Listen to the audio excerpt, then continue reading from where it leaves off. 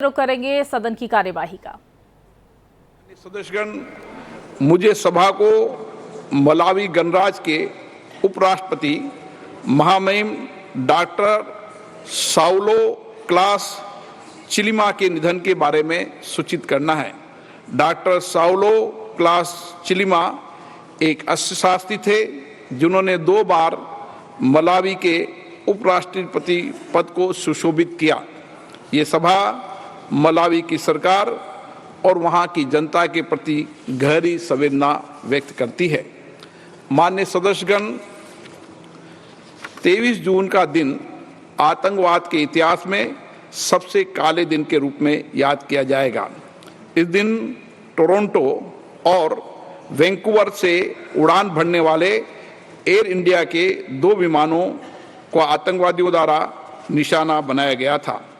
Ireland में AI-182 Kanishka में विस्फोटक के कारण 329 निर्दोष लोगों ने अपनी जान गंवाई थी, जबकि जापान में ऐसी एक और बड़ी तबाही टल गई, लेकिन इसमें भी 2 अन्य लोगों की मृत्यु हो गई।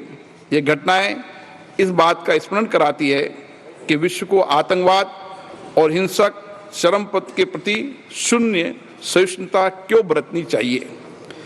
इसे किसी प्रकार से क्षमा नहीं किया जा सकता, न ही न्यायोचित ठहराया जा सकता। अब ये सभा दिवंगत आत्माओं की स्मृति में कुछ देर मौन रहेगी।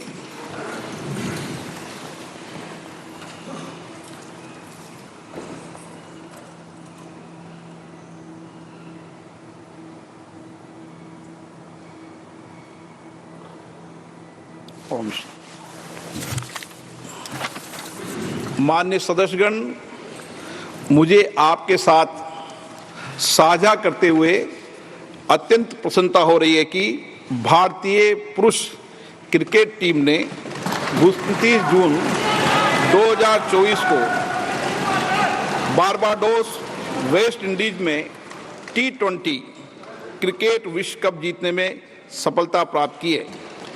इस ऐतिहासिक विजय से पूरे देश में उत्साह और उमंग का संचार हुआ है।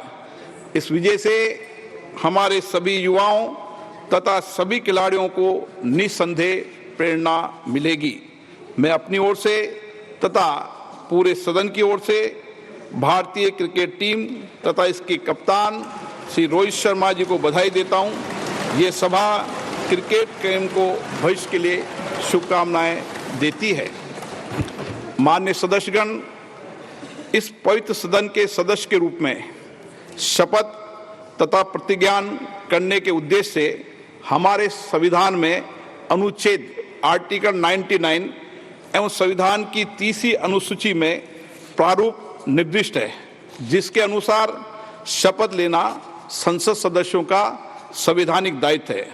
हमारे संविधान में शपथ अथवा प्रतिज्ञान की एक सूचिता है, मर्यादा है और गरिमा है। यदि संसद सदस्य अपने शपथ या प्रतिज्ञान के आरंभ तथा अंत में अतिरिक्त शब्दों या वाक्यों की अभिव्यक्ति करते हैं तो इससे हमारे संविधान की गरिमा और मर्यादा में कमी आती है।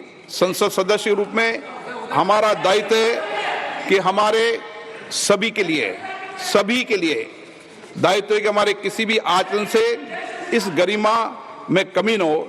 इसलिए मेरा सभी माननीय सदस्यों से आग्रह है कि हम संविधान की 30वीं अनुसूची में निर्दिष्ट प्रारूप के अनुसार संविधान की मूल भावनाओं के अनुसार शपथ अथवा प्रतिज्ञान करने का संकल्प लें। यह सदन संकल्प करता है कि प्रत्येक माननीय सदस्य संविधान की 30वीं अनुसूची में निर्दिष्ट प्रारूप के अनुसार शपथ ले। इससे संबंधित विषयों पर गहन विचार मंथन करते हुए एक संसदीय समिति का भी गठन किया जाएगा, जिसमें मुख्य दलों को शामिल किया जाएगा और ये अपेक्षा की जाएगी कि शपथ अतिरिक्त प्रतिज्ञान को हम संविधान की मर्यादाओं के अनुरूप करें तथा भविष्य में इस प्रकार की पुनरावृत्ति न हो। मेरा सभी माननीय सदस्यों से आग्रह है कि इसका संकल्प लें और भविष्य में इस तरीके की पुनरावृत्ति न हो। ये हम सब के लिए, सदन के लिए चिंता का विषय है और गंभीर विषय है। मान्य सदस्यगण, मुझे सभा को यह सूचित करना है कि लोकसभा के प्रक्रिया तथा कार्य संचालन नियम के नियम 9 के अनुसार मैंने निम्नलिखित सदस्यों को सभापति तालिका के सदस्य रूप में नाम निर्दिष्ट किया है। माइक का कंट्रोल रिमोट कभी भी आसन पे बैठे वाले व्यक्ति पे नहीं होते। आसन पर आप भी बैठते हैं, सब दल के व्यक्ति बैठते हैं और सभी दल के सभापति तालिका के सदस्य इसी तरीके से सदन चलाते हैं, चाहे किसी भी दल का सदस्य हो। और ये आसन की हमेशा मर्यादा रही है। इसलिए मेरा आग्रह है, आप कभी भी कोई भी व्यक्ति सभापति तालिका पर आसन पर बैठे हैं इस तरीके का आक्षेप नहीं करेंगे तो उचित रहेगा। संविधान की मर्यादा के अनुसार लेके माननीय सुरेश जी भी बैठते हैं। सुरेश जी ने कभी किसी का माइक हाथ में क्या? आपके माइक कंट्रोल है क्या? कंट्रोल है क्या? नहीं है ना? फिर बोलो नहीं है। सुरेश जी ने कहा नहीं है कंट्रोल। आप सुरेश जी की बात नहीं मानते? No. Item number 3 Shri Pankaj Chaudhary ji. अध्यक्ष जी, मैं आपके संशोधित कार्य सूची में मेरे नाम के सामने मत संख्या 3 पर वर्णित कागजात आपकी अनुमति से सदन के पटल पर रखता हूं। Item number 4 doctor P Chandrashekhar. Honourable speaker, माननीय अध्यक्ष महोदय, आपकी अनुमति से आज की पुनरीक्षित कार्यसूची में मेरे नाम के समक्ष क्रम संख्या 4 में दर्शाए पत्रों को सभा पटल पर रखता हूं। 6 श्री सुकांत मजूमदार। ऑनरेबल स्पीकर, माननीय अध्यक्ष महोदय, आपकी अनुमति से मैं आज की पुनरीक्षित कार्यसूची में मेरे नाम के समक्ष 6 पर दर्शाए पत्रों को सभा पटल पर रखता हूं। 5 श्री अर्जुन राम मेघवाल। धन्यवाद अध्यक्ष जी। मैं आपकी अनुमति से अपने साथी मंत्री श्री कीर्तिवर्धन सिंह के नाम। वहीं बड़ी खबर आपको बता दें, लोकसभा में विपक्ष का हंगामा देखने को मिला। लोकसभा में विपक्ष ने हंगामा किया तो देखिए, दोनों ही सदनों की कार्यवाही जारी है। ऐसे में लोकसभा में विपक्ष का हंगामा देखने को मिला। ये बड़ी खबर सामने निकल कर आ रही है। हमने आपको तस्वीरें भी दिखाई। तो हंगामे के बीच सदन की कार्यवाही लगातार जारी है। तो लोकसभा में विपक्ष का हंगामा रुक कर लेते हैं। सभा 7 सदस्यों को राज्यसभा से लोक लेखा समिति के साथ सहबद्ध करने के लिए जो 30 अप्रैल 2025 तक और इस सदन को सूचित करे उन सदस्यों के बारे में जिसका नाम निर्देशन राज्यसभा से हुआ है। प्रस्तुत प्रस्ताव को स्वीकृत किया जाए। जो सदस्य इसके पक्ष में हाँ कहें, जो सदस्य विरोध में ना कहें, मेरे विचार में निर्णय हाँ वालों के पक्ष में, हाँ वालों के पक्ष में प्रस्ताव स्वीकृत हुआ। आइटम नंबर 9 श्री किरण रिजिजू जी। सर वीडियो महोदय, आपकी अनुमति से मैं प्रस्ताव करता हूं कि इस सदन के सदस्य नियम 312B के उपनियम 1 में विहित है लोकसभा की प्रक्रिया और कार्य संचालन नियमों के नियम अपने में से 15 सदस्यों का चयन करें लोक उद्यम समिति के लिए 30 अप्रैल 2025 तक के लिए। किरण रिजिजू जी, एक मिनट, सॉरी इसको पास कर प्लीज। प्रश्न ये है कि माननीय मंत्री जी द्वारा प्रस्तुत प्रस्ताव को स्वीकृत किया जाए।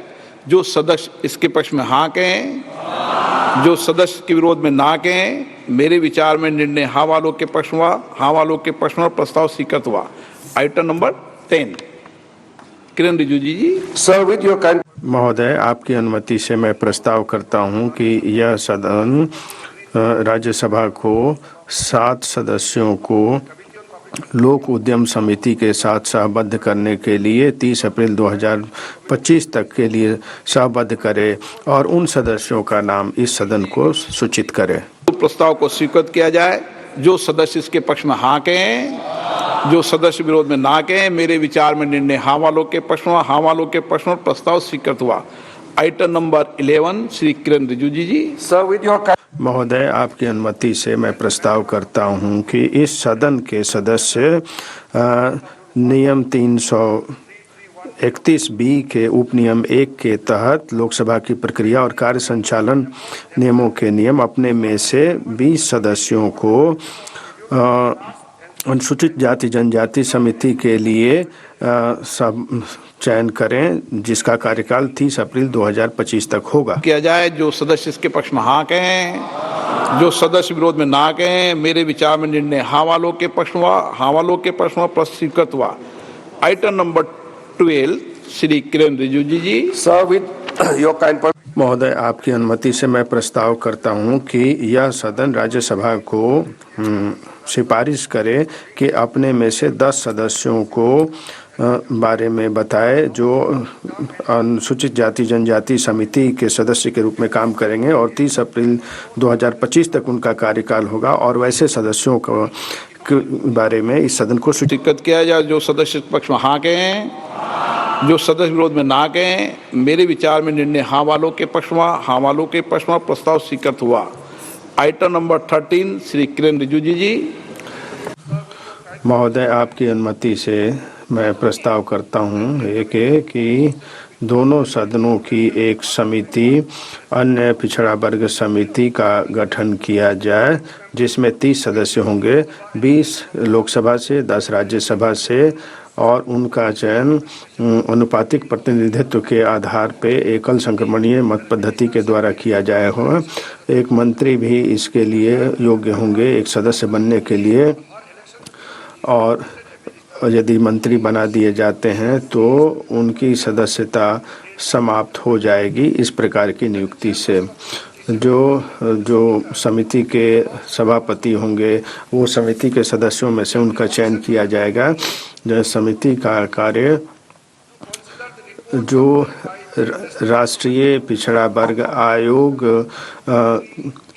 के पर जांच करना होगा, जो आर्टिकल 338B के तहत है, और जो केंद्र सरकार द्वारा ऐसे मामलों को लिया जाएगा जो केंद्र सरकार के और संघ राज्य क्षेत्रों के प्रशासनिक क्षेत्राधिकार के अधीन होगा। to report to the House और सदन को सूचित कर दोनों सदनों को सूचित करना केंद्र सरकार द्वारा और संघ राज्य क्षेत्रों द्वारा की गई कार्रवाई के बारे में जो समिति ने सुझाव दिए हैं, जो केंद्र सरकार द्वारा अन्य पिछड़ा वर्ग के लोगों का प्रतिनिधित्व करने के लिए इस बात की जांच की जाएगी सेवाओं में जो इसके क्षेत्राधिकार के अधीन है, और सार्वजनिक क्षेत्र के उपक्रमों और अर्ध सरकारी निकायों और केंद्र संघ राज्य क्षेत्रों के से संबंधित होगा। to both houses दोनों सदनों को सूचित करना जो अन्य पिछड़े वर्गों के लिए जो कार्यक्रम है उसके बारे में है, और दोनों सदनों को सूचित करना अन्य पिछड़ा वर्ग से संबंधित सभी मामलों से संबंधित जो केंद्र सरकार और संघ राज्य क्षेत्रों के क्षेत्राधिकार के अंतर्गत आता है। ऐसे मामलों की जांच करना जिसे ये माना जाएगा समिति के द्वारा, जो सदन के द्वारा या अध्यक्ष महोदय के द्वारा इसे संदर्भित किया जाता है। जो इस समिति के सदस्य होंगे पहली बैठक से 1 वर्ष तक उनका कार्यकाल होगा, और उसके बाद उसका गठन 1 वर्ष के लिए और किया जाएगा, जो प्रक्रिया और नियम के तहत विहित है।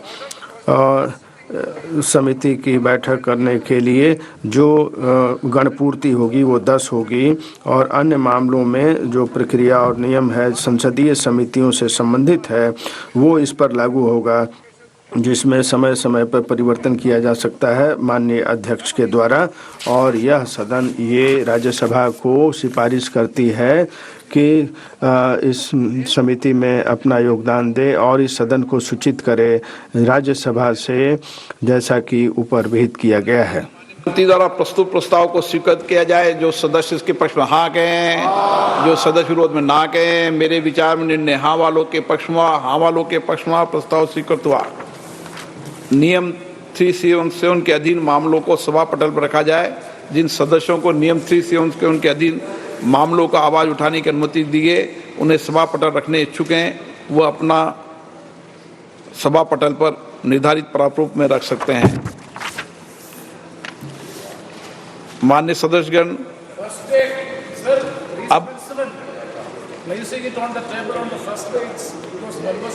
फ्राइडे हो चुका है सर, तब भी सदन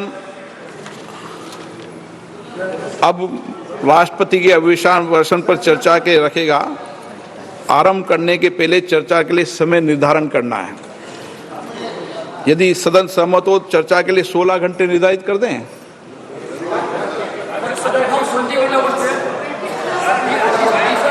देर रात तक आज ही बैठना पड़ेगा।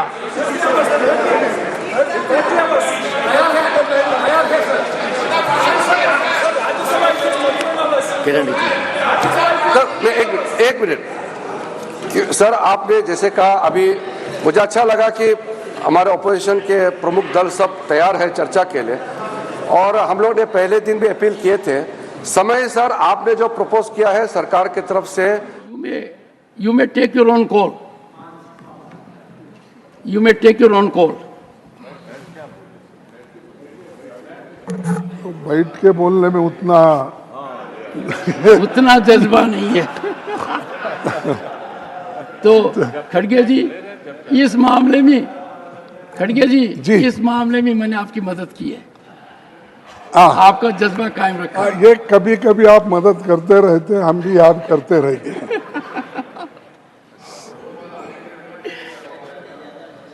सर, राष्ट्रपति जी के अभिभाषण पर धन्यवाद प्रस्ताव पर चर्चा का मौका देने के लिए आपकी उदारता के लिए मैं आपका आभारी हूं। क्यों हंस रहे? ये ऐसा ही करके मेरे को गुमराह करते लोग।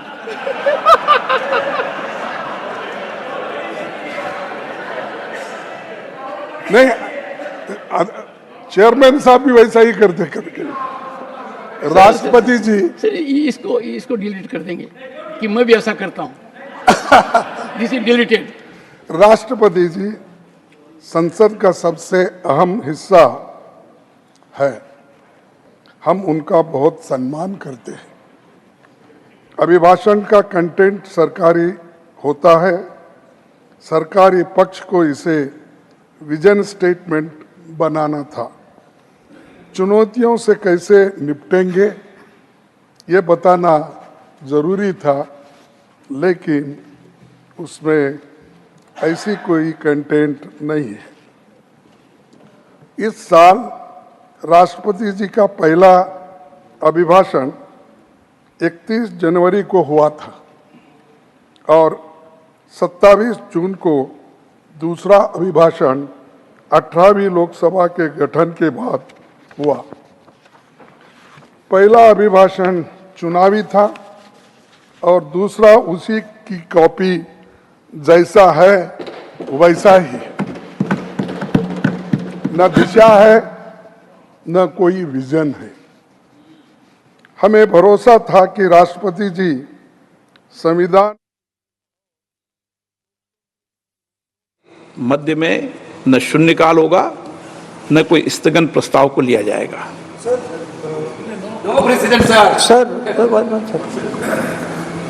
प्रेसिडेंट तो अध्यक्ष बनाता है, वही प्रेसिडेंट होते हैं वेणुगोपाल जी। सर, पार्लियामेंट से माननीय फिर सभापति बता देंगे, ये प्रेसिडेंट होते हैं ना साहब।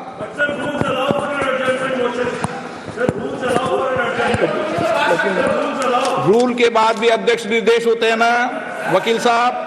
चलिए, आप बोलने दे रहे हैं, आपके नेता लोग आपको बोलने दे रहे हैं लोग। सर, पार्लियामेंट से देश को मैसेज जाता है। ठीक है। और हम स्टूडेंट्स को मैसेज देना चाहते हैं कि जो नीट का इशू है वो पार्लियामेंट के लिए जरूरी है। ठीक है। इसलिए मैसेज देने के लिए हम चाहते थे कि एक दिन पार्लियामेंट चर्चा करे। मैं देखता हूँ। ठीक है।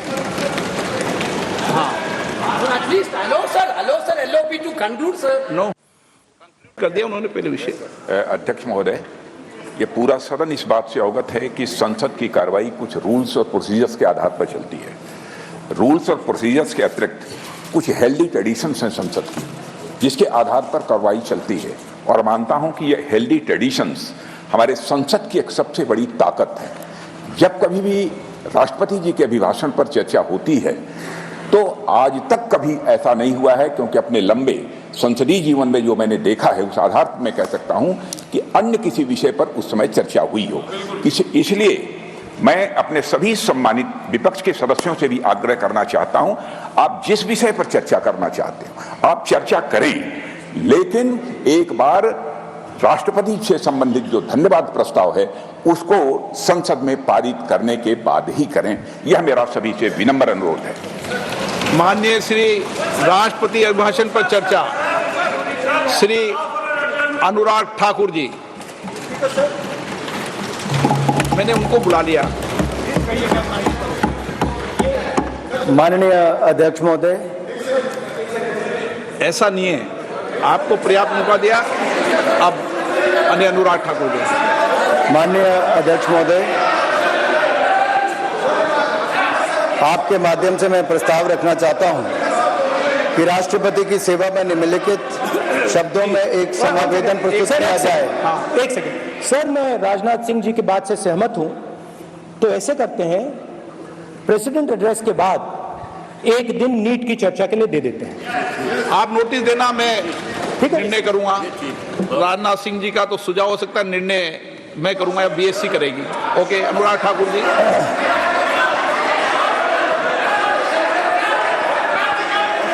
माननीय अध्यक्ष महोदय, आप नोटिस दे दें। मैं प्रस्ताव करता हूं कि राष्ट्रपति की सेवा में निम्नलिखित शब्दों में एक समावेदन प्रस्तुत किया जाए कि इस सत्र में संवेद लोकसभा के सदस्य राष्ट्रपति के उस अभिभाषण के लिए जो उन्होंने 27 जून 2024 को एक साथ संवेद संसद की दोनों सभाओं के समक्ष देने की कृपा की है, उनके अत्यंत आभारी हैं। माननीय अध्यक्ष जी, मैं आपका आभारी हूं कि आपने इस अवसर पर मुझे बोलने का अवसर दिया।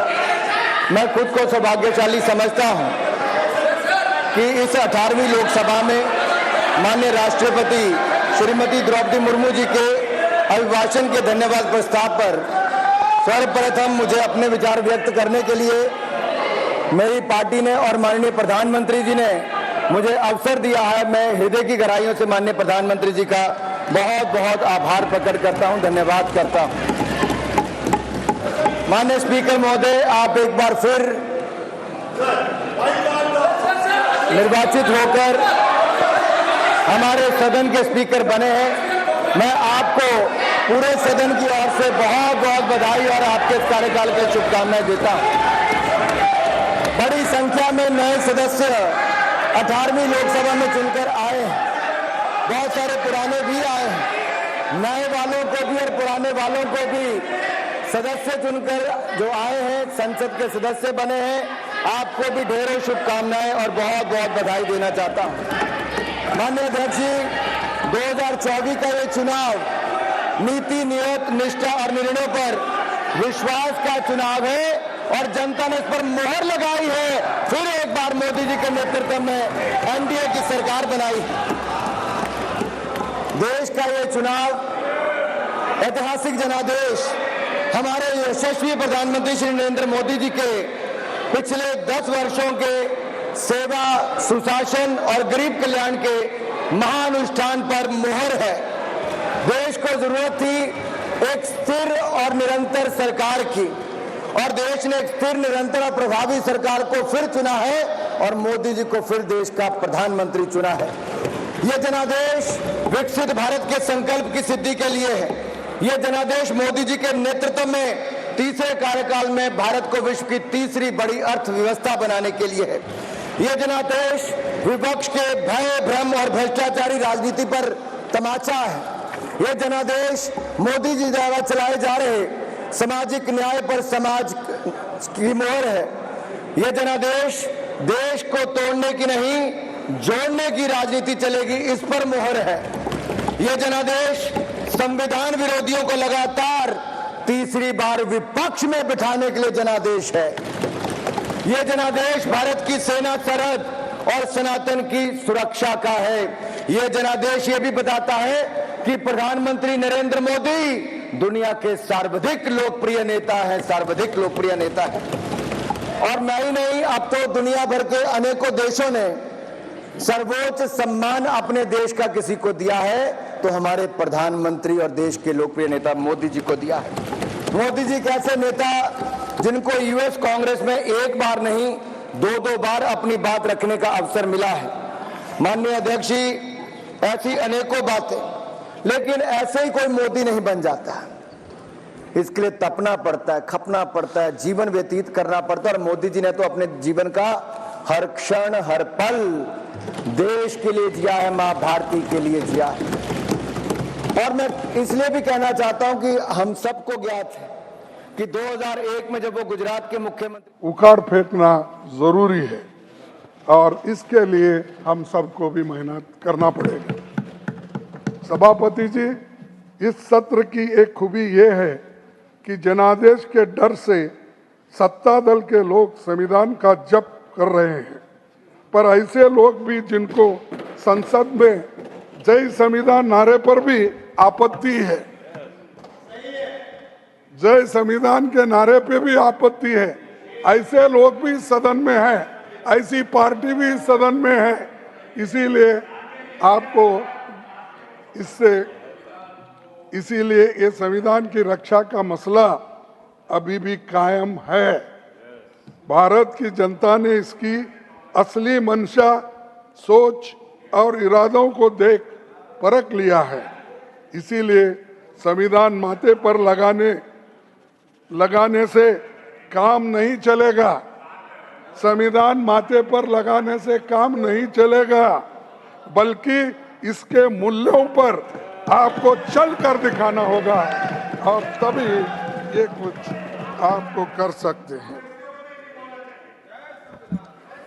सर, सभापति जी, बीते एक दशक में संसदीय संस्थाओं, परंपराओं को लगातार कमजोर किया गया है, विपक्ष को नजरअंदाज किया गया है। पार्लियामेंट में हमें अपनी बातें रखने के लिए लगातार संघर्ष करना पड़ा, इसीलिए क्योंकि इनकी सोच में ऐसी संसद थी जिसमें कोई विपक्ष न हो। सोच होती तो 17वीं लोकसभा में पहली बार डिप्टी स्पीकर का पद खाली नहीं होता था। और आज और डेमोक्रेसी की बात करते हो, डेमोक्रेसी से बात करने वाले एक कानूनन संविधान में प्रोविजन है, जैसा कि speaker, deputy speaker, chairman, deputy chairman, लेकिन आपने 5 साल तक वो पोस्ट को खाली रखा। ये क्या डेमोक्रेटिक तरीका है? क्या ये संविधान के तहत आप चल रहे हो? और कहते तो बाहर ये है कि संविधान के तहत हम सब कुछ काम करते हैं, लेकिन आप काम जब देखते हैं आप उसके उल्टा और विपरीत करते रहते हैं। वो रुक गया था, लेकिन उसके बावजूद हमने देश के हर कोने तक अनाज पहुंचाया। वो बात अलग है, कुछ राज्यों में अपनी मोहर लगाकर लोगों ने वो सब काम किया। मैं एक और कहना चाहता हूं, कोविड के समय बहुत जरूरी था, प्रधानमंत्री जी ने कहा जान भी जहान भी, और जान बचाने के लिए हर संभव प्रयास किए।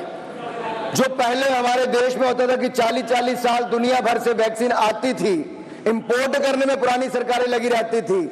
आत्मनिर्भर भारत ये केवल सोच नहीं, ये केवल संकल्प नहीं, इसको सच करके दिखाया।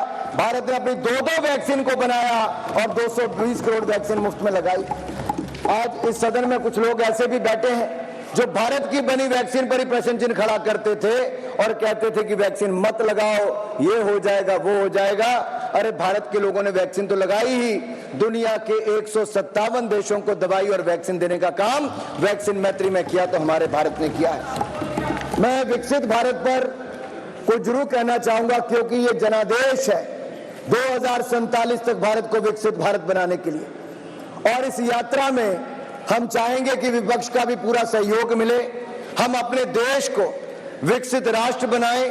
और अगर आज मैं एक बात करूं स्पोर्ट्स से स्पेस की और साइंस से स्टार्टअप्स की, तो हर क्षेत्र में भारत के नए कीर्तिमान दिखते हैं। आज नए भारत की बुलंद तस्वीर दिखती है मेरे जो आंकड़े में देने वाला। माननीय अध्यक्ष जी, हमें विरासत में क्या मिला था?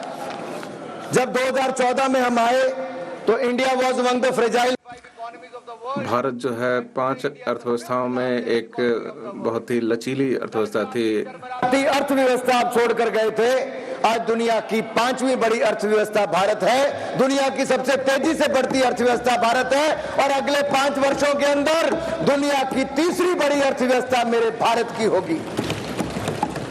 और ये ऐसे नहीं हो गया। अगर मैं कहूं इनके समय इकोनॉमी फेलियर्स थे, पॉलिसी पैरालिसिस थी, स्कैम्स थे, क्रोनी कैपिटलिज्म था, ये सब आपके समय था, एक के बाद दूसरे घोटाले होते थे। लेकिन आज अगर मैं आंकड़े देखकर बताऊं, पिछले 10 वर्ष मोदी सरकार के कोई भ्रष्टाचार का 1 रुपए का आरोप भी नहीं लगा पाया, ईमानदार सरकार दी है तो नरेंद्र मोदी जी ने दी है। जीडीपी ग्रोथ रेट 4.6% थी, अगर मैं Q3 की बात करूं पिछले साल की तो 8.4% है। आज दुनिया में सबसे तेजी से बढ़ने वाला देश भारत है। CAGR इन्फ्लेशन की बात करूं तो आपके समय 8.7% था, आज वो कम होकर 4.8% रह गया। FDI $36 बिलियन थी इनके समय, हमारे समय $72 बिलियन, दुगनी है। एक्सपोर्ट इनके समय $466 बिलियन था, आज $770 बिलियन है।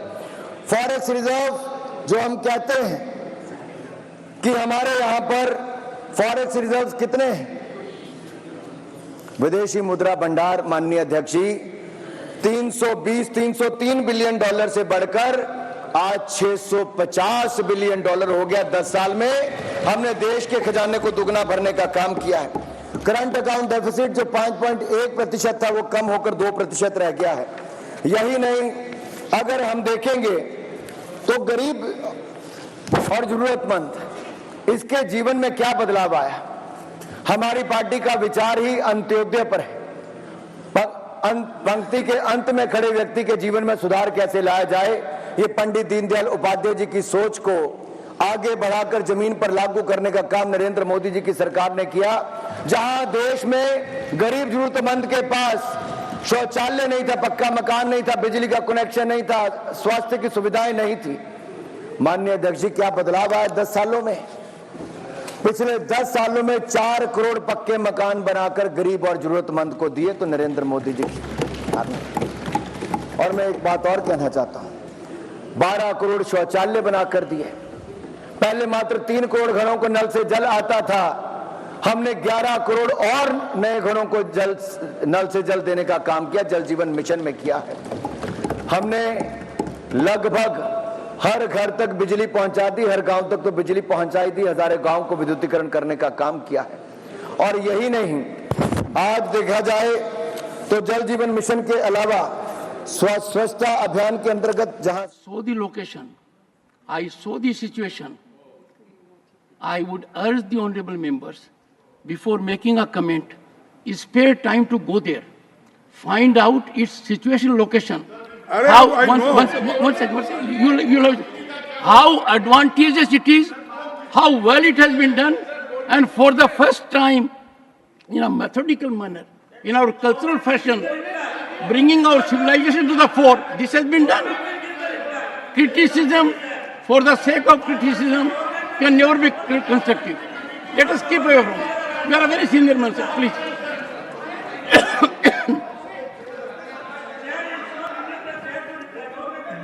You are sitting on your seat and still speaking, Shakti Singh. Perhaps you need some kind of learning from your senior leaders. Don't disturb the LOP again. May I request the LOP to control his people first? Please go ahead. Sir, they are under your control. Under my control. Outside, they are in my control. I am glad they are under my control. I'll ensure it. I am grateful. और ये पहली बार हो रहा है, बहुत अच्छा कि आप मुझे एड्रेस कर रहे हो। I think others will also follow. साहब मेरा पैर दर्द दे रहा है। प्रधानमंत्री जी ने सर वो इस जगह पे थे कि डॉक्टर बाबा साहब अंबेडकर की मूर्ति पार्लियामेंट के सामने रखना, ये एक 1963-64 में बहुत बड़ा आंदोलन हुआ था। अब उस वक्त हमारे जो पंजाब के स्पीकर थे सरदार जी, हुकुम सिंह जी, सरदार हुकुम सिंह, हमने गुलबर्गा जब उन्होंने आए थे तब 2000-3000 लोग मिलके घेराव करके उनको कहा था कि साहब डॉक्टर बाबा साहब अंबेडकर की मूर्ति वहां पर लगाना जरूरी है, ताकि उन्होंने संविधान बनाकर इस देश को दिया और समानता के दृष्टि से, सामाजिक न्याय के दृष्टि से उन्होंने काम किया। आप तब भी घेराव करते थे। नहीं सुनिए, तब हमको 8-8 दिन की सजा हो गई। अभी वहां उस वक्त इन्होंने नहीं थे, उस वक्त तो 8-8 दिन की सजा हो गई और 12 बलूते की जो डिमांड थी वो उसी में थी। सर ऐसे ऐसे काम हम लोग बचपन में स्टूडेंट लाइफ में लड़के संघर्ष करके वो काम करवाने लगाए थे, आपने किया था, लेकिन अब ले जाके पीछे रख दिए। और 14 अप्रैल को हजारों लोग वहां दर्शन के लिए आते हैं, एक दरवाजे से आते हैं, दूसरे दरवाजे से उधर चले। अब आपने लगाया मेरे चैम्बर के सामने, मैं रोज उठकर उनका दर्शन तो घर में लेता ही हूं, लेकिन आप वो सब मूर्तियां लाकर मेरे पास रख दिए, पूरे मेरे गेट के सामने रख दिए। तो ये साहब, मैं आपसे अपील करता हूं, अरे बैठो भाई, चुप बैठो, चुप बैठो। क्या भाई, ये दही दूध LOP is on his legs. Keep calm, keep calm. Sir, तो आपको मैं अपील करता हूं कि वो जो गांधी जी की स्टैचू थी, बाबा साहब अंबेडकर की स्टैचू थी, शिवाजी की स्टैचू थी, जिस जगह थे उस जगह आप रखिए, उससे कोई नुकसान नहीं होना, ये मैं आपसे अपील बार बार अपील करूंगा। और ये मैं आपसे हाथ जोड़ के मेरी विनती है, उनको इंसल्ट मत करो और अपमान मत करो। अगर वो अपमान करेंगे तो 50 करोड़ SC, ST, दलित, वंचित और आदिवासियों का अपमान होगा, तो देश का अपमान होगा, संविधान का अपमान होगा। तो आप तो वकील हो, अच्छे नेता हो, इसीलिए मैं आपसे गुजारिश करता हूं पार्लियामेंट्री अफेयर्स मिनिस्टर, वो आप वहां पर रखिए। और सर मैं छोटा सा खड़गे जी, किरण जी 1 सेकंड सर, नहीं ये देखिए साहब, ये तो उसको बिठाने के लिए, चेंज करने के लिए पार्लियामेंट के अंदर ये सब जो फोटो लगते हैं उसके लिए एक कमेटी होती है, और वो कमेटी में अपोजिशन लीडर भी होता है, दूसरे मेंबर्स होते हैं, आप होते हैं और स्पीकर होते हैं। और किस जगह पे बिठाना, कैसे बिठाना, वो मीटिंग करने के बाद होता है। ये मीटिंग नहीं, कुछ नहीं, ये अथॉरिटियन रूल के जैसा कहीं भी लिटाओ, कहीं भी उठाओ, कहीं भी बिठाओ। सर ऑनरेबल मिनिस्टर जी, 1 second, it happen, you don't have to decide, I decide. ये खड़गे ji, what is it? Come on, make your point. Honourable chairman sir, Nothing else will go on record. ये किरण जी कंटिन्यू। सर जब leader of opposition कोई important मुद्दा उठाते हैं, उसका respond करने का एक प्रथा होता है, इसलिए इलीगल, अनकॉन्स्टिट्यूशनल ऐसे मत कहिए। ये this is a culture of the house, when a leader of opposition raises important matter, government has to respond, इसलिए उसमें कोई विवाद नहीं करना चाहिए। सर लीडर ऑफ अपोजिशन ने, आप सुनेंगे तो तब पता चलेगा ना, आप सुनेंगे नहीं तो कैसे पता चलेगा? You are forcing me to name you people. I have given him permission, and let me tell you. One second, please take your seat. Sir, Kiranji, take your seat. Honorable members, when there is a debate in the House, the debate has to be lively. The debate has to be involved. Leader of the opposition is making remarkably a good speech. If there is an intervention required, 1 second, you don't have to decide. I am the judge of it. Come on, Kiran ji. Kiran Rijiju ji. Honourable chairman sir, अभी माननीय खड़गे जी, leader of opposition ने संसद में जो statues को, सारा statues को एक जगह में रख करके प्रेरणा स्थल के नाम से जो बनाया गया उसको लेकर के सवाल खड़ा किया। मैं सिर्फ क्लियरिफिकेशन देना चाहता हूं। सर, आपने अभी अभी हाउस को बताया कि आप चीफ गेस्ट के तौर पर आप वहां आए और आपने उद्घाटन किया। उसमें honourable speaker of Lok Sabha administrative control वो करते हैं, उनके अध्यक्षता में काम हुआ। मैं भी सर उस समय मौजूद था। नहीं, सबसे पहले तो खड़गे, एक मिनट, अरे एक मिनट या सर, तो खड़गे जी ने अभी एलिगेशन लगाया कि सारा मूर्तियों को उठा के कॉर्नर में फेंक दिया है। वो सर पुराना पार्लियामेंट एक राउंड शेप है, वहां कोई कोने नहीं होते हैं। वो पार्लियामेंट जो राउंड है और उसी राउंड के अंदर में बहुत ही खूबसूरत जगह में प्रेरणा स्थल का वहां जगह तय किया और बहुत सम्मानजनक, बहुत ही एप्रोप्रिएटली सही तरीके से मूर्तियों को रखा है। और आज देश का कोई भी जनता संसद में आकर के संसद को देखना चाहते हैं तो हमारे महान आत्माओं का दर्शन एक जगह में जाकर के दर्शन कर सकते हैं। किसी भी तरीके से किसी मूर्ति, किसी महान आत्मा हमारे जो जिन्होंने इस देश को रास्ता दिखा के यहाँ तक पहुँचाया, किसी का अपमान नहीं बल्कि सम्मान करने का तरीका को और बढ़ाया गया है, इसलिए मिसलीड नहीं करना चाहिए। Honourable leader of the person. Sir देखिए, one second please please please please please please please please your entire tribe gets up. I want everyone to take seat. देखिए, और खड़गे जी, पार्लियामेंट के बारे में एक बात कही गई थी कहीं कि इसमें one second, there is no backdoor entry in parliament. If you look at the building of parliament, it has been so designed that there is no backdoor entry. ठीक है। देखिए रिजू साहब जो बोले, हाँ, मैं उनसे विनती करता हूं कि रिजू जी, लीडर ऑफ द पोर्शन, आप जो स्टैच्यू बिठाए हैं, कौन से लोग उसके लिए लड़े हैं और किस स्थल पे बिठाना, ये उसी वक्त तय हुआ सो है। आप अगर बदल के एक ही जगह हम लाते हैं, और महात्मा गांधी जी को और दूसरे लीडर्स को भी मेरी इज्जत है, लेकिन महात्मा गांधी जी के साथ कहीं और उनको भी बिठाते हैं। नहीं, और बाबा साहब अंबेडकर का सामने बिठाना ये तय हुआ था और वही जगह पे बिठाता है। तुमने हर एक बात को ऐसा कर देते हो कि किसी को हम क्रिटिसाइज करें, किसी को अलग करें, ये बात आप करते हैं। इसीलिए मैं आपसे ये कहता हूं कि उनको एक कमेटी के बारे में मालूम नहीं है।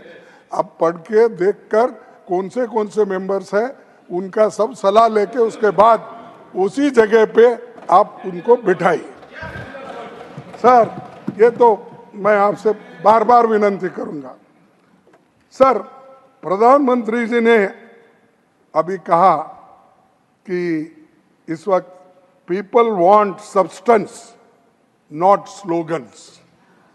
पिछले 10 सालों से विपक्ष आपको यही कहता है कि कुछ काम भी कीजिए, महज नारेबाजी मत करिए। और क्या है, उन्होंने कैसे स्लोगन दिए? अच्छे दिन आएंगे, आत्मनिर्भर Bharat, make in India, act east policy, Beti Bachao Beti Padhao, सबका साथ सबका विकास, 400 पार। और ये स्लोगन दिए, 400 पार, वही तुम तो डूब गए अब तो इसमें। चलो तो ये स्लोगन है और स्लोगन देने में मोदी जी माहिर है। आज जहां एक और सड़कें बन रही हैं, रेलवे बन रहा है, हवाई पट्टियां बन रही हैं, वहीं बुलेट ट्रेन से लेकर वंदे भारत आपके समय एक नहीं थी, आज लगभग 100 वंदे भारत ट्रेन आज अलग अलग रूटों पर देश में चल रही। मेरे मेरे साथियों, नेचुरल गैस पाइपलाइन आज 23,000 किलोमीटर से ज्यादा बिछ गई है। 12,000 किलोमीटर से ज्यादा भारतमाला परियोजना में प्रोजेक्ट बन गए। आपके समय 12 किलोमीटर नेशनल हाईवे बनता था एक दिन में, आज हम 30 किलोमीटर नेशनल हाईवे एक दिन में बनाते हैं। आपके समय ग्रामीण सड़कें बनती थी 30 किलोमीटर एक दिन में, आज बनती है 91 किलोमीटर एक दिन में। क्या कंपैरिजन, क्या कंपैरिजन। अगर आपकी रफ्तार से देश आगे बढ़ता तो आज वहीं का वहीं खड़ा रहता। आपने 10 साल सरकार चलाई, 11वें नंबर पर ही खड़ी रही। भारत की अर्थव्यवस्था हमने 5वें नंबर पर पहुंचाने का काम किया। हमने कॉर्पोरेट टैक्स रेट को कम करके 15% किया। और यही नहीं, माननीय अध्यक्ष जी, जब कोविड के टाइम पे लोगों को पैसा चाहिए था अपना व्यापार करने के लिए, तो इनकम टैक्स का रिफंड रिकॉर्ड समय के अंदर जनता को वापस करने का निर्णय प्रधानमंत्री नरेंद्र मोदी जी ने करवाया। आज रिकॉर्ड समय क्या, आपके समय 1.5 साल रिफंड नहीं आता था, आज रिकॉर्ड समय के अंदर आता है। और यही नहीं, हमने बैंकों से लगभग 4 लाख करोड़ रुपया emergency credit line guarantee scheme के माध्यम से दिया और 20% additional working capital, 20% additional working capital महाराज जी आप जैसी कई कंपनियों को दिया तो भारत सरकार ने बगैर किसी गारंटी के दिया, जो किसी सरकार ने नहीं दिया था। और यही नहीं, पीएलआई स्कीम की मैं बात करूं तो पीएलआई स्कीम में 8 लाख करोड़ रुपए के लगभग 8 लाख करोड़ के इंक्रीमेंटल सेल्स देखने को मिलती है। और यही नहीं, हमारी सरकार में विकास तो हुआ, विकास भी विरासत भी, ये हमारी सरकार की पहचान है। एक मिनट माननीय सदस्यगण, आप बैठे बैठे कमेंट्स नहीं कह रहे और सीनियर लीडर महाराज जी की तो आदत पड़ गई बैठे बैठे कमेंट्स करने की। राष्ट्रपति का अभिभाषण हो तो कमेंट्स करे, तो कमेंट नो, गलत, नो। धन्यवाद अध्यक्ष जी, धन्यवाद अध्यक्ष जी। क्योंकि मैंने विकास भी और विरासत की बात भी की, तो दयानिधि मारन जी का चिल्लाना तो सही था, क्योंकि इनके नेता वहां पर बैठ कर कहते हैं कि सनातन धर्म बीमारी की तरह इसको जड़ से मिटाना है। इनके नेताओं ने वहां पर कहा है, इनके नेताओं ने कहा है। शर्म आनी चाहिए, माफी मांगनी चाहिए देश से इनको। अगर मुझे चाहते मेरा भाषण इस दिशा में जाए तो मुझे करने में कोई आपत्ति नहीं है, लेकिन ये विशेष शब्द जो इन्होंने कहे, सनातन धर्म को जो नीचे दिखाने का प्रयास किया, सनातन धर्म को आपने एक एचवी के साथ जोड़ने का काम किया, इनके पार्टी के नेताओं ने जो कहा ये मंजूर नहीं है। अरे मुगल आए आकर चले गए, अंग्रेज आए आकर चले गए, सनातन था, सनातन है और सनातन रहेगा।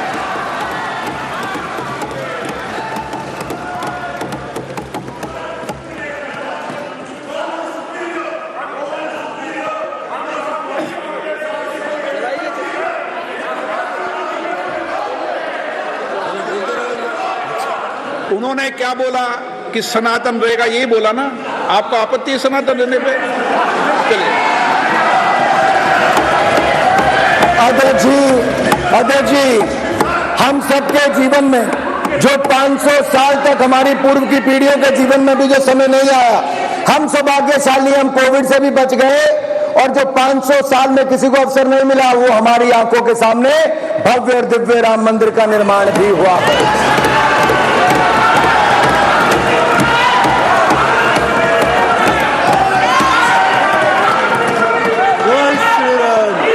अध्यक्ष जी, मुझे इसी बात की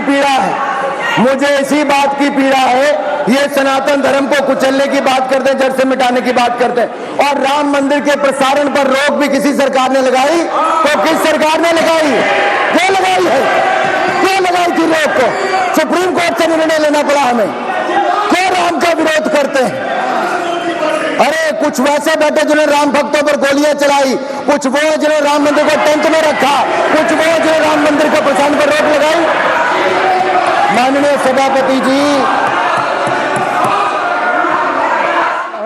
वो क्या विश्वगुरु थे? क्या थे वो? अच्छा सर, आप जैसा व्यक्तित्व है इस प्रकार छोड़िए सर, छोड़िए। नहीं नहीं ऐसा नहीं। France- I am happy that you have regretted. France- I am really happy. 24 को अगली speech but not a surprise, ये फ्रांस के अखबारों ने उनको कहा। वॉशिंगटन पोस्ट ने कहा Modi accused of the hate speech toward India's Muslims in election rally. Third, CNN ने कहा मोदी जी's मुस्लिम remarks spark hate speech accusation as India's mammoth election deepens divide. अल अज़हर ने ये कहा infiltrators Modi accused of anti-Muslim hate speech and India election. Then Guardian ने कहा Narendra Modi accused of stirring tensions as voting in India continues. हाल में कुछ अखबारों में तो यहाँ तक आया कि भारत में नफरत फैलाने वाले भाषणों और अल्पसंख्यक समुदाय के घरों पर प्रार्थना स्थलों को ध्वंस करने के मामलों में चिंताजनक वृद्धि हुई है। यानी ये सारी चीजें हम नहीं बोल रहे, दुनिया के लोग विश्वगुरु को बोल रहे। आज जहां एक और सड़कें बन रही हैं, रेलवे बन रहा है, हवाई पट्टियां बन रही हैं, वहीं बुलेट ट्रेन से लेकर वंदे भारत आपके समय एक नहीं थी, आज लगभग 100 वंदे भारत ट्रेन आज अलग अलग रूटों पर देश में चल रही। मेरे साथियों, नेचुरल गैस पाइपलाइन आज 23,000 किलोमीटर से ज्यादा बिछ गई है। 12,000 किलोमीटर से ज्यादा भारतमाला परियोजना में प्रोजेक्ट बन गए। आपके समय 12 किलोमीटर नेशनल हाईवे बनता था एक दिन में, आज हम 30 किलोमीटर नेशनल हाईवे एक दिन में बनाते हैं। आपके समय ग्रामीण सड़कें बनती थी 30 किलोमीटर एक दिन में, आज बनती है 91 किलोमीटर एक दिन में। क्या कंपैरिजन, क्या कंपैरिजन। अगर आपकी रफ्तार से देश आगे बढ़ता तो आज वहीं का वहीं खड़ा रहता। आपने 10 साल सरकार चलाई, 11वें नंबर पर ही खड़ी रही। भारत की अर्थव्यवस्था हमने 5वें नंबर पर पहुंचाने का काम किया। हमने कॉर्पोरेट टैक्स रेट को कम करके 15% किया। और यही नहीं माननीय अध्यक्ष जी, जब कोविड के टाइम पे लोगों को पैसा चाहिए था अपना व्यापार करने के लिए, तो इनकम टैक्स का रिफंड रिकॉर्ड समय के अंदर जनता को वापस करने का निर्णय प्रधानमंत्री नरेंद्र मोदी जी ने करवाया। आज रिकॉर्ड समय क्या, आपके समय 1.5 साल रिफंड नहीं आता था, आज रिकॉर्ड समय के अंदर आता है। और यही नहीं, हमने बैंकों से लगभग 4 लाख करोड़ रुपया emergency credit line guarantee scheme के माध्यम से दिया और 20% additional working capital, 20% additional working capital महाराज जी आप जैसी कई कंपनियों को दिया तो भारत सरकार ने बगैर किसी गारंटी के दिया, जो किसी सरकार ने नहीं दिया था। और यही नहीं, पीएलआई स्कीम की मैं बात करूं तो पीएलआई स्कीम में 8 लाख करोड़ रुपए के लगभग 8 लाख करोड़ के इंक्रीमेंटल सेल्स देखने को मिलती है। और यही नहीं, हमारी सरकार में विकास तो हुआ, विकास भी विरासत भी, ये हमारी सरकार की पहचान है।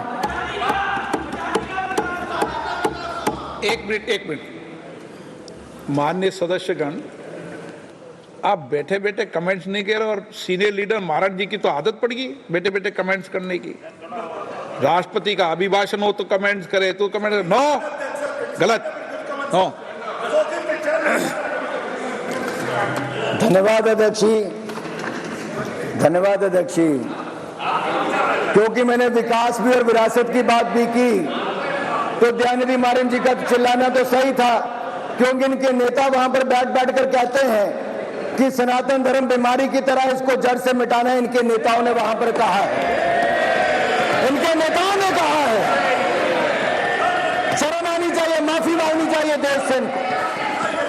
अगर ये मुझे चाहते मेरा भाषण इस दिशा में जाए तो मुझे करने में कोई आपत्ति नहीं, लेकिन ये विशेष शब्द जो इन्होंने कहे, सनातन धर्म को जो नीचे दिखाने का प्रयास किया, सनातन धर्म को आपने एक छवि के साथ जोड़ने का काम किया, इनके पार्टी के नेताओं ने जो कहा ये मंजूर नहीं है।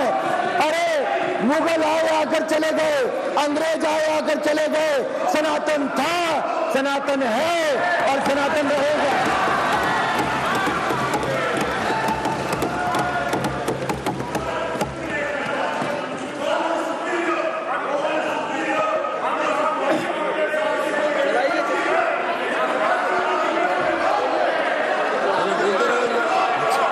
उन्होंने क्या बोला कि सनातन रहेगा, यही बोला ना। आपको आपत्ति है सनातन रहने पे? चलिए। अध्यक्ष जी, हम सबके जीवन में जो 500 साल तक हमारी पूर्व की पीढ़ियों के जीवन में भी जो समय नहीं आया, हम सौभाग्यशाली, हम कोविड से भी बच गए, और जो 500 साल में किसी को अवसर नहीं मिला, वो हमारी आंखों के सामने भव्य और दिव्य राम मंदिर का निर्माण भी हुआ।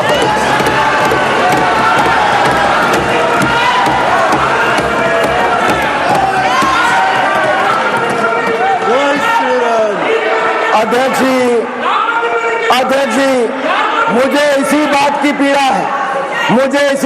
पीड़ा है, ये सनातन धर्म को कुचलने की बात करते हैं, जड़ से मिटाने की बात करते हैं, और राम मंदिर के प्रसारण पर रोक भी किसी सरकार ने लगाई, तो किस सरकार ने लगाई? क्यों लगाई है? क्यों लगाई थी रोक को? सुप्रीम कोर्ट से निर्णय लेना पड़ा हमें। क्यों राम का विरोध करते हैं? अरे कुछ वैसे बैठे जिन्होंने राम भक्तों पर गोलियां चलाई, कुछ वो जिन्होंने राम मंदिर को टेंट में रखा, कुछ वो जिन्होंने राम मंदिर के प्रसारण पर रोक लगाई। माननीय सभापति जी, वो क्या विश्वगुरु थे? क्या थे वो? अच्छा सर, आप जैसा व्यक्तित्व है, इस प्रकार छोड़िए सर, छोड़िए। नहीं ऐसा नहीं। France, I am happy that you have regretted. France I am really happy. 24 को अगली speech but not a surprise, ये फ्रांस के अखबारों ने उनको कहा। वॉशिंगटन पोस्ट ने कहा, Modi accused of the hate speech toward India's Muslims in election rally. Third, CNN ने कहा, Modi जी's Muslim remarks spark hate speech accusation as India's mammoth election deepens divide. अल अज़हर ने ये कहा, infiltrators, Modi accused of anti-Muslim hate speech and India election. Then Guardian ने कहा, Narendra Modi accused of stirring tensions as voting in India continues. हाल में कुछ अखबारों में तो यहाँ तक आया कि भारत में नफरत फैलाने वाले भाषणों और अल्पसंख्यक समुदाय के घरों पर प्रार्थना स्थलों को ध्वंस करने के मामलों में चिंताजनक वृद्धि हुई है। यानी ये सारी चीजें हम नहीं बोल रहे, दुनिया के लोग विश्वगुरु को बोल रहे। फांसी की सजा दी तो बचाने के लिए सड़कों पर जो उतरे, उनके साथ आप समर्थन कर रहे हैं, उनके साथ आप उतर गए बचाने के लिए। अरे कोई और नहीं मिला 140 करोड़ भारत में? क्या मजबूरी थी इनकी? क्या मजबूरी थी? और अब आप चुनाव जहां से लड़ने गए, वहां से किसी और का नहीं। अध्यक्ष जी, PFI जैसी संस्थाओं का, मुस्लिम लीग जैसी संस्थाओं का समर्थन लेकर भी कुछ लोग चुनकर आए हैं। देश जवाब मांगता है। ऐसी कौन सी मजबूरी थी? अरे इनका इतिहास ही वैसा रहा है।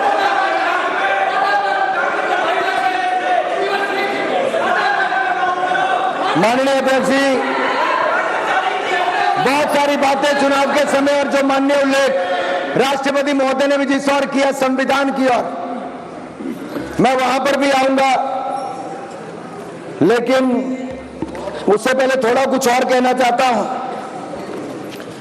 इनका दर्द सामने नजर आ रहा है। इनका दर्द नजर आ रहा है। 3 बार प्रयास करने के बाद भी जो 100 के आंकड़े तक नहीं पहुंच पाया, 99 पर ही रुक गया। वो तो यही कहते हैं, दिल के अरमा आंसुओं में बह गए। इतनी नौटंकियों के बाद भी 99 पर ही अटक कर रह गए। दिल के अरमा आंसुओं में बह गए। तीसरी बार भी विपक्ष में आकर बैठ गए। माननीय अध्यक्ष जी, देवर इन द नर्वस 90s, 90 के फेर में थे, फूलने शुरू हो गए। एक बात मैं कहना चाहता हूं, एक बात तो अच्छी हुई अध्यक्ष जी कि माननीय राहुल गांधी जी नेता प्रतिपक्ष बने हैं, मैं अपनी ओर से राहुल गांधी जी को नेता प्रतिपक्ष बनने पर बहुत बहुत बधाई और शुभकामनाएं देता हूं।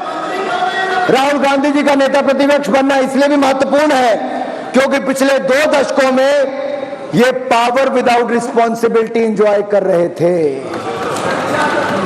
ये मजा लेते थे, लेकिन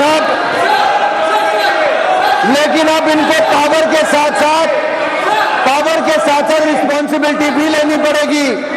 इसलिए जो मोदी जी को कहते हैं कि मोदी जी की तीसरी टर्म अग्नि परीक्षा है, ये तीसरी टर्म मोदी जी की अग्नि परीक्षा नहीं, ये अग्नि परीक्षा विपक्ष की है, विपक्ष के नेता की है।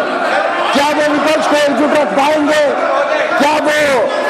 क्या वो पहले की तरह जो 50% माननीय अध्यक्ष जी जिनको लोकसभा बंक करने की आदत थी, 50% से कम हाजिरी थी, क्या वो सारा दिन लोकसभा में बैठ पाएंगे? अच्छा नहीं है, आज भी नहीं अध्यक्ष जी, क्या वो लोकसभा में बैठ पाएंगे? देर शाम तक बैठना पड़ेगा। जैसा माननीय प्रधानमंत्री जी इस पार्लियामेंट हाउस में रहते हैं, अब आपको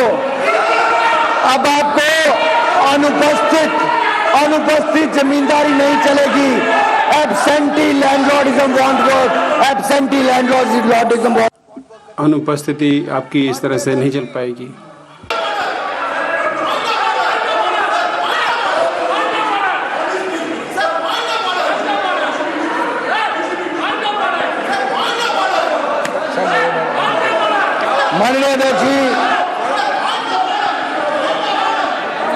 माननीय अध्यक्ष जी कुछ लोगों की बार माननीय अध्यक्ष जी, एक और देश ने देखा है कि कैसे हमारे वैज्ञानिकों की मेहनत के कारण जो दुनिया का कोई देश नहीं कर पाया, वो चंद्रयान मिशन की सफलता ने करके दिखाया है।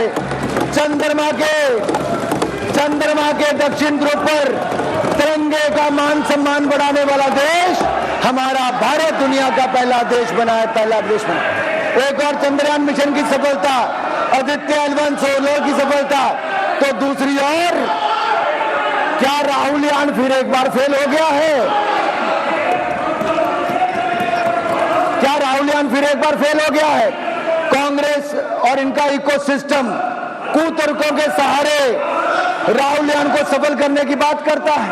मैं पूछता हूं अध्यक्ष जी, ये 4 जून से दिखाने में लगे हैं, ये 4 जून से दिखाने में लगे हैं कि 99 का आंकड़ा 240 से ज्यादा बड़ा होता है। अध्यक्ष जी, क्या 99 240 से ज्यादा बड़ा होता है?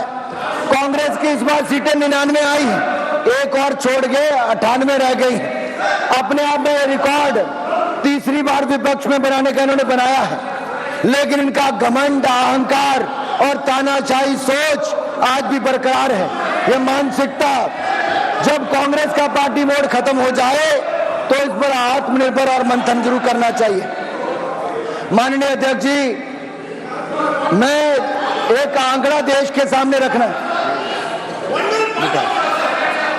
एक तो चलो प्लीज बैठे अपनी सीट पे। Sir, point of order 352। महोदय, व्यवस्था का प्रश्न है। जो नियम एक सदस्य जब बोलता है तो किसी मुद्दे की तरफ सर आगे कहेंगे। ये साहब, ये तो उनके शब्द हैं, जिस शब्दों को इन्होंने इतना पूजा करते हैं, तो वही शब्द मैं बोल रहा हूँ। सर, कमाई का पैसा घुसपैठियों को दिया जाएगा, माता और बहनों के सोने का हिसाब करेंगे और बांट देंगे।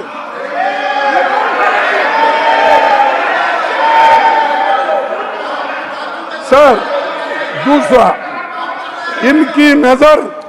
इनकी नजर कानून बदलकर हमारी माता बहनों की संपत्ति छीनने पर है। ऐसा खेल खेला जा रहा है। उनका मंगलसूत्र, उस पर भी इनकी नजर है। ये मेरे कांग्रेस को एक्यूज किया गया है, इसका उत्तर मैं दे रहा हूं। और ऑथेंटिकेट क्या होगा? और आगे आपने और भी कहे, अरे बहुत से मेरे पास उदाहरण, आप उठ भी नहीं सकते। अरे आपको उनको तो रोकिए। चलो मैं इधर करता हूं। पीछे तो देखिए सर, अगर पीछे देखिए पहले।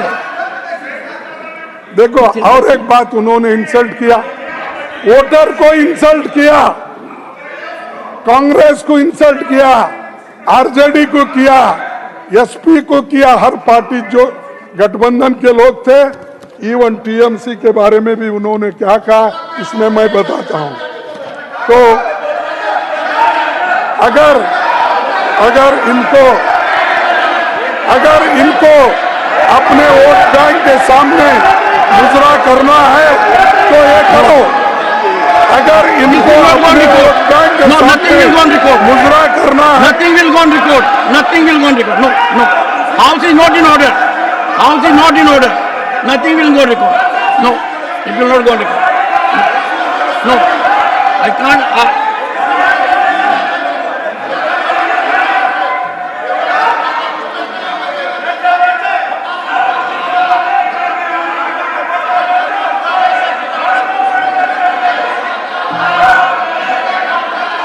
It will not go on record.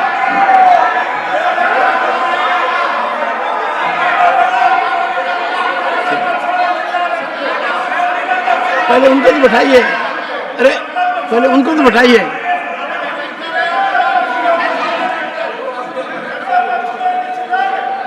Please, I urge every member to take his or her seat. Sir,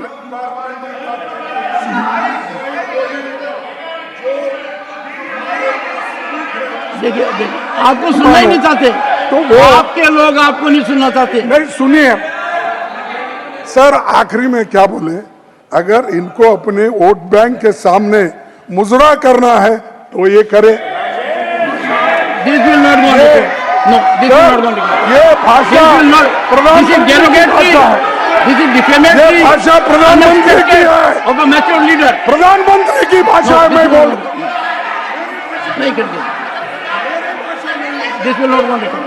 This will not go on record. खड़गे जी,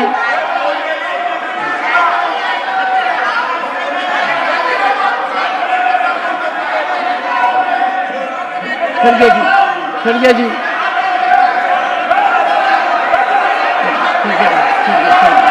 ठीक है, सुना।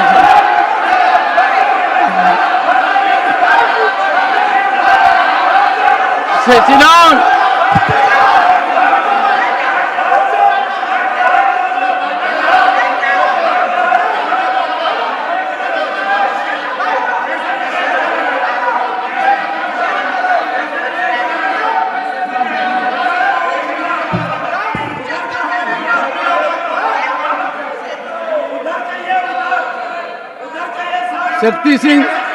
Shakti Singh, you are forcing me. खड़गे जी,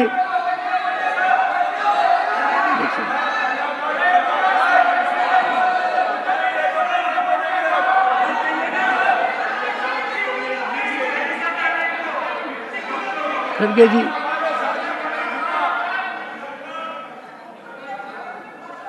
मेरा एक second please please please please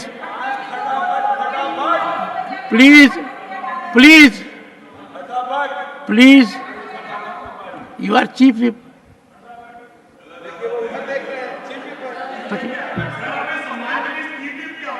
नहीं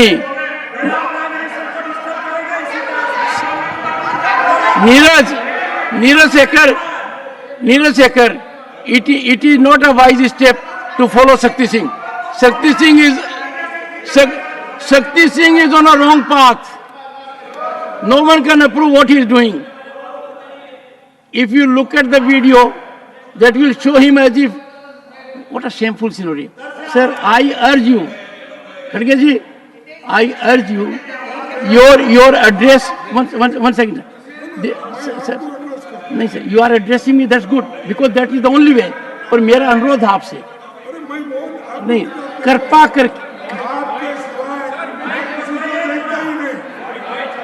करके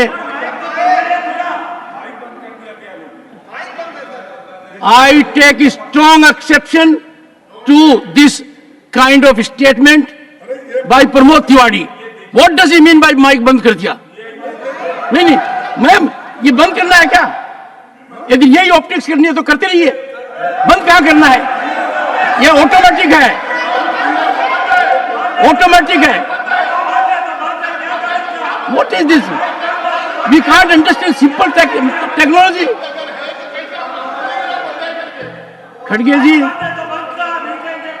जी सुनिए मेरी बात है।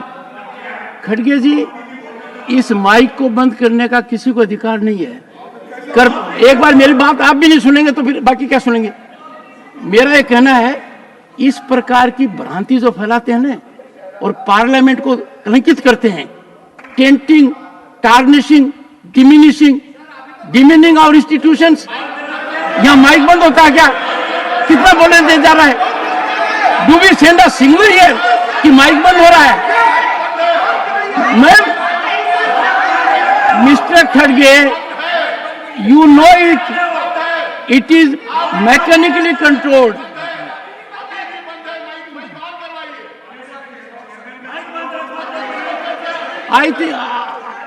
I think मुझे लग रहा है कि यहाँ प्रथम पंक्ति में बदलाव के बाद कुछ सदस्यों का आचरण अति उत्साही हो रहा है, और इतना उत्साही हो रहा है, ये कोई तरीका नहीं है।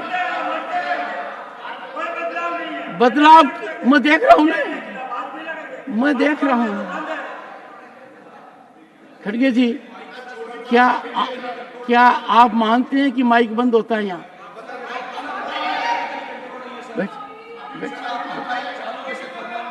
चलिए प्लीज प्लीज, खड़गे जी अनुरोध है, आप शालीनता। थैंक यू, धन्यवाद। जब मैं बोलता हूं ना तो माइक किसी का चालू नहीं रहता, ये क्लियर है, ये कंसेप्ट है। मेरे से ज्यादा आप जानते हैं, आपका 54 साल का अनुभव है, आप प्रतिपक्ष के नेता प्रांत में रहे हैं, लोकसभा में रहे, यहां रहे हैं, आप जानते हैं इस बात को। आपसे औरों को सीखने की आवश्यकता है। अब मेरा आपसे अनुरोध है, Shakti Singh, what is problem of Shakti Singh? Can someone find out, और do we need medical advice for him? He has no respect for anyone. You are insulting your LOP so seriously. You are taking LOP to be not competent enough to take care of his position. Why insult the LOP? एक minute, He can do it on his own. Sir, 3 of you rise to save him. अगर He has to save all of you. ये जो Please keep that. अच्छा sir, एक अनुरोध, मैं सुनना, मेरे को उठ बैठक बना रहे हैं। आप ऐसा कीजिए खड़गे जी, शालीनता की सीमा रखिए। आपका व्यक्तित्व ऐसा नहीं है, शालीनता रखिए। कम ऑन मिस्टर खड़गे will take the floor now. Leader of the opposition,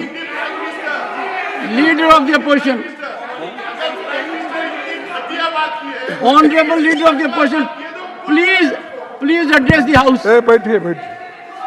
I am sure they will observe silence.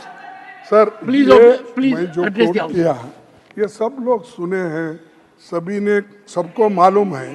तो हम देखिए, मैं कोई असत्य बात यहाँ नहीं रख रहा।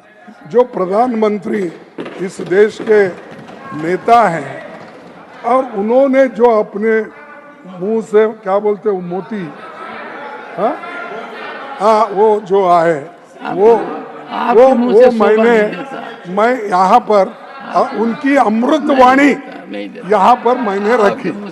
अगर आपको ये सच नहीं लगता तो थोड़ा मैं भेज दूंगा, फिर समाधान से आप पढ़िए, मेरे को भी फिर उसके बाद कहिए। पूरा पढ़ूंगा। सर, अक्षर सच बोलने वाले अक्सर बहुत ही कम बोलते हैं। सच बात भी हमें टक्कर नहीं दे पाएंगे तो भय, भ्रम और अफवाहें फैलाने की राजनीति की गई। क्या क्या इस चुनाव में नहीं हुआ? और जिस और इशारा राष्ट्रपति जी के अभिभाषण में आता था, चाहे टेक्नोलॉजी का दुरुपयोग हो, चाहे वाले फैलाने की बात हो, ये आज नहीं, ये बार बार इनके प्रयास हैं। और विदेशी ताकतों का हाथ भी इस चुनाव में देखा गया कि किस तरह से हकराया गया। ये ईवीएम पर भी आरोप लगाते गए, और बाकी बूथ कैप्चरिंग की तो मैं बात उस पर आऊंगा, सब पे। अभी माननीय अध्यक्ष जी, दुख इस बात का है कि इनके कुछ नेताओं ने हम हिंदुस्तान के लोगों पर नस्ल भेदी टिप्पणियां की हैं। जहरीले बोल सैम पिटीरोड़ा जो किसी के अंकल, फ्रेंड, फिलोसोफर, गाइड है, और सर सैम पिट्रोडा का ये बयान, मैं पूछना चाहता हूं राहुल गांधी जी से, क्या सैम पिट्रोडा का ये बयान और कांग्रेस की सोच एक है? अगर ऐसा नहीं तो कौन सी मजबूरी है कि अंकल सैम को पार्टी में लेना वापिस जरूरी है? मैं केवल कांग्रेस से ही नहीं, मैं राहुल गांधी जी नेता प्रतिपक्ष से जिम्मेदारी लेनी पड़ेगी, राहुल गांधी जी को जिम्मेदारी लेनी पड़ेगी। क्या वो सैम पिट्रोडा के बयान से सहमत है कि नहीं सहमत है? क्या नस्लभेदी टिप्पणी ये भारत के लोगों को स्वीकार नहीं? मैं पूछता हूं, अब दक्षिण के भारत, उत्तर भारत, पश्चिम भारत, पूर्व भारत के लोगों को नस्लभेदी टिप्पणी करते हो हमें स्वीकार नहीं, ये भारत के लोगों को अपमान है, हम कभी स्वीकार नहीं करेंगे। मैं पूछना चाहता हूं विपक्ष के नेताओं से, चाहे अखिलेश जी हैं, मारन जी हैं, राजा जी हैं, सुप्रिया जी हैं, बाकी सब हैं, सुदीप दा, बाकी सब लोग हैं, क्या आप सैम पिट्रोडा के बयान से और कांग्रेस की सोच से सहमत हैं? और मैं दूसरा पूछना चाहता हूं कि यहीं सर यहीं नहीं रुके, इनके साथी वो भी चुनकर आए जिन्होंने इस पवित्र स्थल पर जय फिलिस्तीन का नारा लगाया है। ये जय फिलिस्तीन का नारा मंजूर नहीं है। क्या यही दिन देखना था अध्यक्ष जी? अरे जो मां भारती के लिए ना बोल सके, जो मां भारत माता की जय करने में जिनके मुंह में दही जम जाता हो, होंठ सिल जाते हो, वो जय फिलिस्तीन के नारे लगाएंगे? क्या हम उस दिशा में बढ़ रहे हैं? कभी ये लोग जय पाकिस्तान, जय चीन भी बोलेंगे? ये दुर्भाग्य है अध्यक्ष जी, ये दिन। और मैं एक और कहना चाहता हूं, संविधान को बार बार हाथ में लहरा कर क्या करना चाहते हैं? अगर नेता प्रतिपक्ष अपने आप को संविधान के रक्षक कहते हैं तो मैं चुनौती देता हूं कि वो सदन में आए और आश्वासन दें कि इमरजेंसी जैसी गलती कांग्रेस वापस कभी नहीं करेगी। आपको देश को कहना पड़ेगा। और मैं कहता हूं कि इमरजेंसी पर जब प्रस्ताव आया तो क्या उस प्रस्ताव पर आप सहमत हैं और इसको शामिल होंगे, इनका समर्थन करेंगे? और यही नहीं, माफी भी आपको देश से मांगनी चाहिए। सभापति जी, संविधान is being tossed around like the world secularism was, devaluating and में हमारे इस चीज की जो पार्टी की अगर हम बात करें, जो हमारे जो दोनों शब्द हैं उसकी बात करते हैं, और कभी संविधान का दुरुपयोग ही क्या है और भी अपने लिए क्या है। सच्चाई ये है कि जिन्होंने देश को संविधान दिया वो बाबा साहब अंबेडकर को अपमानित, प्रताड़ित, पीड़ित और पॉलिटिक्स से बाहर करने का काम किया तो आप लोगों ने ही किया था। अरे गौरव जी, दर्द होगा आपको, गौरव जी दर्द होगा कांग्रेस को, क्योंकि आप लोगों ने ही बाबा साहब अंबेडकर के खिलाफ जो रचा वो देश जानता है, इतिहास गवाह है। दूसरी ओर प्रधानमंत्री नरेंद्र मोदी जी ने जब शपथ ली तो उसके बाद संविधान के आगे माथा टेका, तब भी और इस बार भी संविधान को नमन किया और संविधान के अनुसार देश चलाने की बात की। और मैं एक बात और कहना चाहता हूं, बाबा साहब अंबेडकर के नाम पर पंच तीर्थ किसी ने बनाया तो भारतीय जनता पार्टी एनडीए की सरकार ने बनाया। बाबा साहब अंबेडकर की जन्मस्थली, शिक्षा स्थली, चैत्य भूमि और शिक्षा भूमि, महापरिनिर्वाण भूमि, पांचों स्थानों पर नागपुर, मऊ, मुंबई, दिल्ली और लंदन में जमीनें लेकर वहां पर म्यूजियम, स्मारक और वहां पर उसको मान सम्मान देने का काम किया। पंचतीर्थ बनाया तो नरेंद्र मोदी की सरकार ने बनाया। मैं आप सबसे एक और पूछना चाहता हूं, कितने पन्ने होते हैं कॉन्स्टिट्यूशन में? कितने ऐसा मोटा करके मत बताओ, पेज कितने होते हैं? हाँ, रोज लेके घूमते थे, कभी खोल के पढ़ो तो सही। अरे पढ़ते हो नहीं, लहराते फिरते हो। निकालो जेब से देखो, अरे निकालो जेब से देखो, नकली मार लो, बताओ कितने पन्ने होते हैं? अरे बड़ा संविधान करते थे, पहले संविधान बनाने वाले को उनको प्रताड़ित करते हैं, अब संविधान दिखाते पढ़ते नहीं है। संविधान को कुचला किसी ने।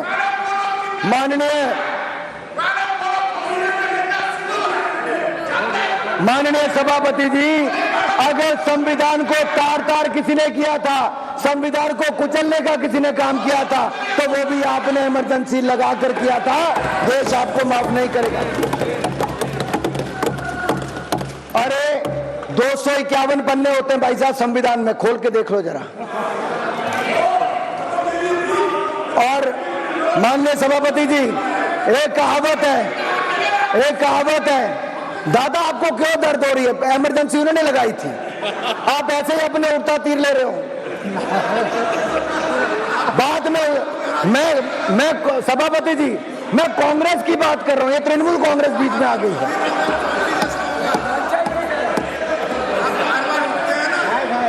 अब सच्चाई तो ये है माननीय सभापति जी, सच्चाई ये है कि जो कभी कांग्रेस के नेता सदन थे, सच्चे तृणमूल वाले इनके लिए बोलते कांग्रेस के लिए। आज कांग्रेस तो अपने नेता सदन अधीर रंजन चौधरी के लिए खड़ी नहीं हुई, एक सभा करने भी इनके नेता नहीं गए, और ममता जी के आगे उनको बेचारे को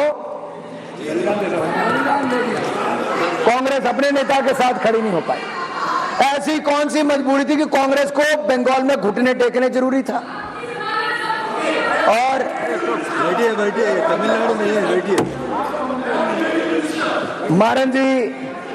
मारन जी को दर्द हो रहा है। मैं कांग्रेस के बारे में इतना ही कहूंगा, ये तो संविधान की बात आपके मुंह से वो लगती है कि 100 चूहे खाकर बिल्ली हज को चली। और कांग्रेसीकरण करने की बात करूं, जैसा ये हर योजना का करते हैं, अगर इसको मैं कांग्रेसीकरण करके कहूं कि 100 संशोधन करके कांग्रेस संविधान बचाने को चली। अरे माननीय सभापति जी, जिस पार्टी की बुनियाद ही संविधान की हत्या से, रिश्ते खून से बनी हो, वह पार्टी आज संविधान बचाने की बात करे तो गले नहीं उतरती है। ये तो वही बात हो गई कि अपने घर में नकली फूल रखने वाले बगीचों का शौक होने की बात कर रहे हैं आप पर, ये बिल्कुल। और मैं याद करवाना चाहता हूं, आपके माध्यम से सदन को बताना चाहता हूं, केंद्र में कांग्रेस की सरकारों ने आज तक धारा 356 का कितना दुरुपयोग किया है, और इसको दुरुपयोग करते हुए इन्होंने 93 बार 93 टाइम्स राज्यों में विपक्ष की चुनी हुई सरकारों को बर्खास्त करने का काम किया, तो कांग्रेस ने किया। अरे इनका अहंकार और तानाशाही इतनी थी कि Indira is India and India is Indira, इस तरह के नारे लगाते थे। इंदिरा गांधी जिन्होंने देश 3 साल आप सच्चाई का साथ देंगे, this automatically means that there is an aspersion that for the last 1.5 years you have been not giving due to the righteousness. Number 2, इसलिए चेयरमैन साहब, I respect the LOP, I respect the opposition, I respect the LOP, I respect the opposition, but at the same time please keep quiet. I've been given the time by the chairman. I think you are a new member. Vikas Bhattacharya ji, I have given him the floor. Sit down. Sir. Sit down. Sir. No, please sit down. Leader of the House, please continue. Sir, I respect the leader of opposition. I respect the opposition. But I would like to put on record that proving your point should not go beyond the norms of the House, and raising aspersion on the chairman cannot be agreed upon.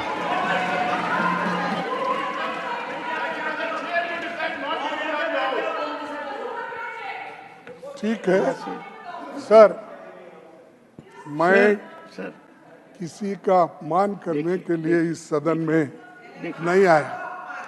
अगर ये उचकाने की बात करते हैं तो मैं उसको मानूंगा। अगर ऐसी बात आई है, एक सेकंड।